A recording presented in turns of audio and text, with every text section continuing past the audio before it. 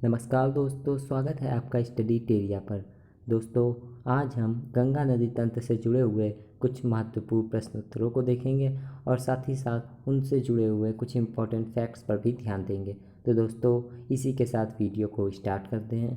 दोस्तों, वीडियो को लास्ट तक देखिए, छोटी जानकारी आपके बहुत काम आ सकती है। तो दोस्तों, इसी के साथ आइए वीडियो को स्टार्ट करते हैं। दोस्तों, अगर हम गंगा नदी तंत्र को देखें तो ये एग्ज़ाम पर्पज़ से बहुत ही इम्पोर्टेंट टॉपिक है और एग्ज़ाम में अक्सर इससे सवाल देखने को मिलते हैं। तो दोस्तों, इसी के साथ आइए इन कुछ प्रश्नों को देखते हैं और उनसे जुड़े उत्तरों पर चर्चा भी करते हैं।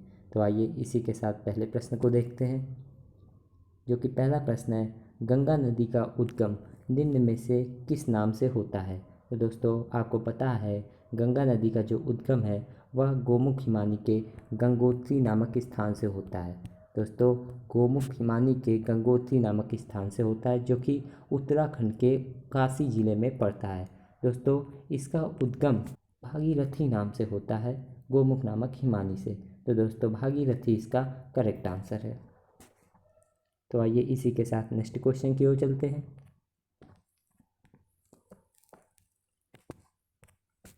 केदारनाथ धाम निम्न में से किस नदी के तट पर है। दोस्तों, इस क्वेश्चन में पूछा गया है केदारनाथ धाम जो कि हिंदुओं का एक प्रसिद्ध धाम है, यह किस नदी के तट पर है। तो दोस्तों, यह सोनगंगा के तट पर है।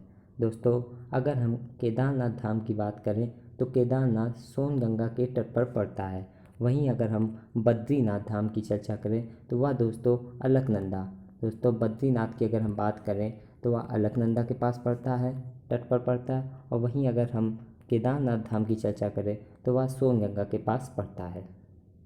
तो इसी के साथ आइए अगले क्वेश्चन की ओर चलते हैं।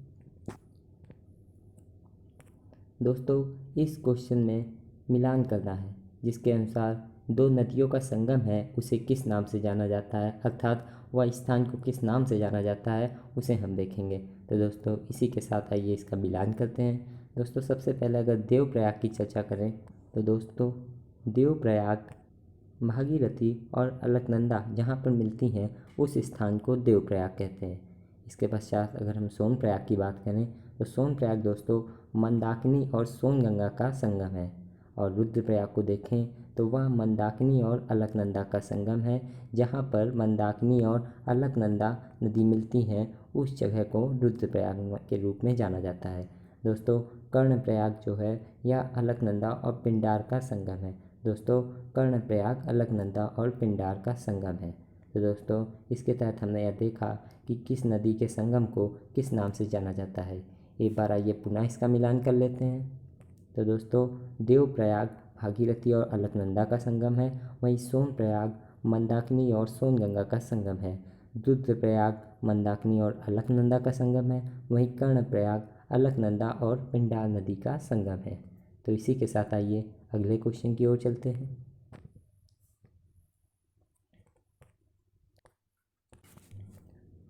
तो दोस्तों, अगला क्वेश्चन है, टिहरी डैम मुख्य रूप से किस नदी पर बना हुआ है। तो दोस्तों, अगर हम टिहरी डैम को देखें तो यह भारत का सबसे ऊंचा डैम है और दोस्तों यह भूकंप क्षेत्र में होने के कारण काफ़ी विवादित विषय भी रहता है। दोस्तों, इसकी अगर हम बात करें तो यह उत्तराखंड राज्य में पड़ता है और दोस्तों यह मुख्य रूप से भागीरथी नदी के ऊपर बनी एक परियोजना का हिस्सा है। तो दोस्तों, इसी के तहत आइए अगले क्वेश्चन की ओर चलते हैं।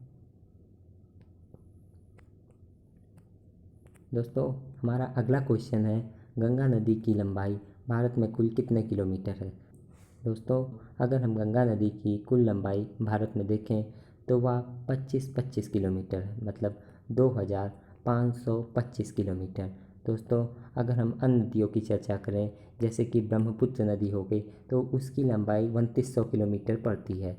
लेकिन दोस्तों, ब्रह्मपुत्र नदी का आधे से ज़्यादा हिस्सा दोस्तों चीन से होकर गुजरता है, जिसके कारण वह भारत में सिर्फ 916 किलोमीटर ही बहती है। और दोस्तों, अगर हम सिंधु नदी और सतलज नदी की भी चर्चा करें तो दोस्तों इनकी भी लंबाई अपेक्षाकृत कम है। तो आइए इसके तहत अगले क्वेश्चन की ओर चलते हैं। दोस्तों, इस क्वेश्चन में हमें सही मिलान करना है। तो दोस्तों, इस क्वेश्चन में हमें यह देखना है कि किस नदी का उद्गम कहाँ से होता है। तो दोस्तों, आइए इसको देखते हैं और साथ ही साथ ये जानते हैं कि किस नदी का उद्गम कहाँ से होता है या किस स्थान से होता है। दोस्तों सबसे पहले आइए अलकनंदा नदी को देखते हैं। दोस्तों अलकनंदा नदी का उद्गम सतोपंथ हिमानी से होता है।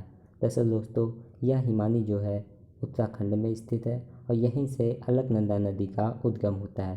दरअसल दोस्तों आपको पता होगा अलकनंदा नदी पिंडार से मिलती है और कर्णप्रयाग नामक स्थान का निर्माण करती है। इसी जगह पर अलकनंदा और पिंडार नदी का संगम मिलता है। तो इसके पश्चात आइए हम मंदाकिनी नदी के विषय में चर्चा करें। तो दोस्तों मंदाकिनी नदी चोराबटी ग्लेशियर से निकलती है। ये भी उत्तराखंड में पड़ता है। जैसे दोस्तों आपको पता होगा मंदाकिनी नदी और उसके साथ और सोन नदी मिलकर सोनप्रयाग का निर्माण करती हैं और यहीं पर इन दोनों का संगम होता है। इसके पश्चात आइए हम यमुना नदी की चर्चा करें। दोस्तों यमुना नदी यमुनोत्री ग्लेशियर से निकलती है और वहाँ पर एक बंदरपुच्छ नामक हिमानी पड़ता है या उसके पश्चिमी ढाल से इसका निर्माण होता है, वहीं से इसका उद्गम होता है। इसके पश्चात आइए हम गोमती नदी की चर्चा करें तो वह दोस्तों फुलहर झील से निकलती है। दरअसल दोस्तों ये जो फुलहर झील है ये यूपी के पीलीभीत में पड़ता है। यहीं से गोमती नदी का निर्माण होता है। तो दोस्तों यहीं से गोमती नदी का उद्गम होता है। दोस्तों इस क्वेश्चन के तहत हमने ये देखा कि किस नदी का उद्गम कहाँ से होता है। इसके पश्चात आइए हम अगले क्वेश्चन की ओर चलते हैं। दोस्तों हमारा अगला क्वेश्चन है बिहार का शोक किस नदी को कहा जाता है। दोस्तों अगर हम बात करें कि बिहार का शोक किस नदी को कहा जाता है तो इसका सही उत्तर है कोसी नदी। दरअसल दोस्तों कोसी नदी को ही बिहार का शोक कहा जाता है क्योंकि यह कई धाराओं में बटी रहती है और इसका कोई निश्चित नहीं होता है कि किस धारा से नदी का उद्गम होता है। जो दोस्तों बिहार के शोक के रूप में कोसी नदी जानी जाती है। दरअसल दोस्तों यह गोसाई थान नामक एक चोटी जो पड़ती है नेपाल हिमालय में, वहीं से इसका उद्गम होता है। और दोस्तों यह कारागोला एक जगह पड़ती है बिहार में जहाँ पर यह गंगा से मिलती है। तो दोस्तों बिहार के शोक के रूप में कोसी नदी को जाना जाता है। तो दोस्तों इसका सही उत्तर कोसी नदी है। तो आइए इसके पश्चात अगले क्वेश्चन की ओर चलते हैं। दोस्तों हमारा अगला क्वेश्चन है निम्न में से किस नदी का उद्गम दार्जिलिंग पश्चिम बंगाल से हुआ है। दोस्तों अगर हम बात करें कि किस नदी का उद्गम दार्जिलिंग पश्चिम बंगाल से हुआ है तो उसका सही उत्तर होगा महानंदा नदी। दरअसल दोस्तों महानंदा नदी ही वह नदी है जो गंगा से बाएं तरफ से मिलने वाली नदियों में अंतिम है। दोस्तों इस क्वेश्चन का सही उत्तर है महानंदा नदी। तो आइए इसके तहत अगले क्वेश्चन की ओर चलते हैं। दोस्तों इस क्वेश्चन में हमें फिर से मिलान करना है। यहाँ पर कुछ परियोजनाएं दी गई हैं और संबंधित नदी है। तो दोस्तों हमें यह देखना है कि कौन सी परियोजना किस नदी के साथ संबंधित है। तो आइए इसके तहत हम इस मिलान को पूरा करते हैं। दोस्तों सबसे पहला है माता टीला परियोजना। दोस्तों जैसा कि आप जानते हैं माता टीला परियोजना बेतवा नदी पर पड़ती है। दरअसल दोस्तों बेतवा नदी जो है यह दोस्तों यमुना नदी की सहायक नदियों में से एक है और यह मध्य प्रदेश से निकलती है और इसी के तहत मध्य प्रदेश के कई सारे ज़िले लाभान्वित होते हैं। इसके बाद आइए हम रिहंद बांध परियोजना की बात करें तो दरअसल दोस्तों रिहंद बांध परियोजना रिहंद नदी पर बनी हुई है और इसी के पीछे गोविंद वल्लभ पंत सागर जलागार भी स्थित है। तो दोस्तों यह सोनभद्र में पाई जाती है। इसके पश्चात आइए हम चंबल परियोजनाओं को देखें। दोस्तों चंबल परियोजना चंबल नदी पर बनी हुई है। और अगर हम दामोदर घाटी परियोजना बात करें तो यह दामोदर घाटी मतलब दामोदर नदी कोलकाता में बनी हुई है। तो आइए इसके पश्चात हम अगले क्वेश्चन की ओर चलते हैं। दोस्तों हमारा अगला क्वेश्चन है निम्न में से किस डैम के तहत गंगा दो भागों में विभाजित हो जाती है। दोस्तों इस क्वेश्चन में हम यह देखेंगे कि कौन सा ऐसा डैम पड़ता है जिसके कारण गंगा की जो एक नई धारा आ रही थी वह दो भागों में विभाजित हो जाती है। दरअसल दोस्तों हमने गंगा नदी के वीडियो लेक्चर में पढ़ा था कि गंगा नदी यहाँ फलक्का डैम के पास दो भागों में विभाजित हो जाती है, जिसमें से एक भाग उसका हुगली नदी कहलाता है और दूसरा भाग जो कि बांग्लादेश चला जाता है वह पद्मा नाम से वहाँ विख्यात है। तो दोस्तों इस वीडियो में हमसे यह पूछा गया कि किस डैम के तहत दो भागों में विभाजित हो जाती हैं। तो दोस्तों अगर हम देखें किस डैम के तहत विभाजित हो जाती है तो इसका सही उत्तर है फलक्का डैम। दरअसल दोस्तों यहाँ पर फलक्का डैम पड़ता है जिसके तहत यह दो भागों में विभाजित हो जाती है। तो इसके तहत आइए हम अगले क्वेश्चन की ओर चलते हैं। निम्न में से कौन सी नदी कर्क रेखा को दो बार काटती है। दरअसल दोस्तों अगर हम एग्ज़ाम पॉइंट ऑफ व्यू से देखें तो यह क्वेश्चन काफ़ी इम्पोर्टेंट है, कई एग्ज़ाम में यह हमें देखने को मिलता है। दोस्तों इस क्वेश्चन में यह पूछा गया है, कौन सी ऐसी नदी है जो कर्क रेखा मतलब ट्रॉपिक ऑफ कैंसर को 2 बार काटती है। तो दोस्तों अगर हम बात करें कि कौन सी ऐसी नदी है, तो इसका सही उत्तर है माही नदी। दरअसल दोस्तों माही नदी मध्य प्रदेश के मेहदी नामक झील मतलब मेहदी मेहदी नामक एक झील पड़ती है, वहाँ से माही नदी का उद्गम होता है। और दोस्तों यह कर्क रेखा को ऐसे 2 बार ऐसे काटती है, जिसके कारण यह भारत में अकेली ऐसी नदी है जो कर्क रेखा को 2 बार काटती है। इसके पश्चात आइए हम अगले क्वेश्चन को देखते हैं। तो दोस्तों हमारा अगला क्वेश्चन है, जवाहर सागर डैम, राणा प्रताप सागर डैम और गांधी सागर डैम निम्न में से किस परियोजना के तहत स्थापित हुए। तो दोस्तों जैसा कि आपको पता है, जवाहर सागर डैम जो कि राजस्थान के कोटा शहर में पड़ता है, और वहीं राणा प्रताप सागर डैम राजस्थान के रावत भाटा शहर में पड़ता है। और दोस्तों अगर हम गांधी सागर डैम की बात करें तो दोस्तों यह मध्य प्रदेश के धौरासीगढ़ में पड़ता है। तो दोस्तों ये तीनों डैम चंबल नदी घाटी परियोजना के तहत स्थापित किए गए थे। और दोस्तों इन डैम्स के कारण राजस्थान, मध्य प्रदेश, हरियाणा और उत्तर प्रदेश जैसे राज्य लाभान्वित होते हैं। तो आइए इसी के तहत अगले क्वेश्चन की ओर चलते हैं। तो दोस्तों हमारा अगला क्वेश्चन है, गंगा नदी को बांग्लादेश में किस नाम से जाना जाता है। तो दोस्तों गंगा नदी को बांग्लादेश में पद्मा नदी के नाम से जाना जाता है।